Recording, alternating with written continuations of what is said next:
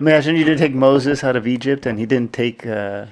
He didn't free the slaves. There would Also, be like, no. He didn't part the Red Sea. are these folks real too? You know, like I Who always wonder, knows? like, We'll go back and find out. you know, like I guess there's some cave, right? He was buried in a cave somewhere, like Jesus, and then he rose, right? That was the whole story.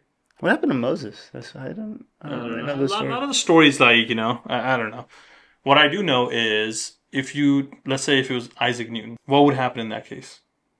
Like, how slow would growth be? Or do you think someone else would pick it up? Someone else would, like, or you think he's once in, like, you know, lifetime generational talent that, like, 100 years, 200 years have ass, like, because of him, you know? Yeah, I don't know. That's a good question. Because think about it, like, if you think about this, like, Isaac Newton he came up with the idea of, like, the Gravity. motion, right? The laws of motion, laws of gravity and stuff.